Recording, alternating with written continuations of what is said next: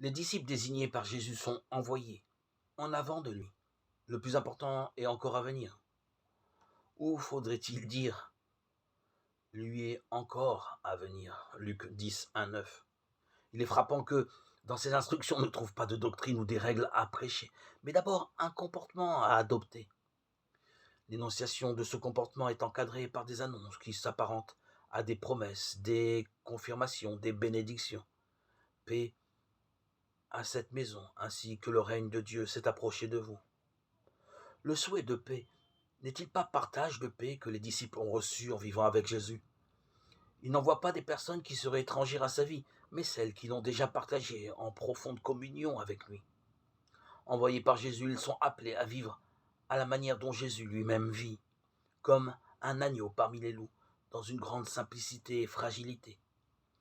L'annonce du règne de Dieu traverse tout l'Évangile. C'est le cœur du message.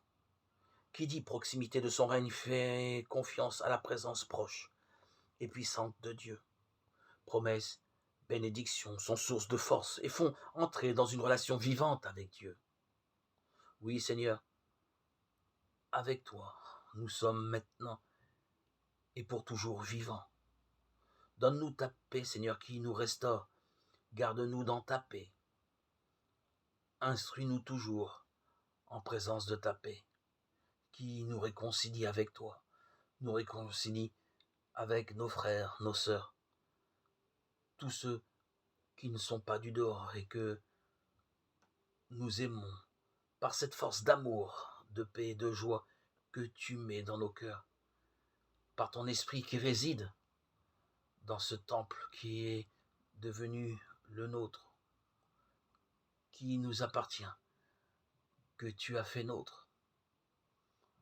Seigneur, qu'il est bon de côtoyer dans notre intérieur tes parvis, ta lumière qui nous illumine, nous éclaire de l'intérieur jusqu'à nos entrailles. Qu'il est bon, Seigneur, de goûter ta lumière. Et tu donnes cette lumière à tout homme, toute femme, même le plus ordinaire, le plus simple. Car tu ne fais aucune préférence.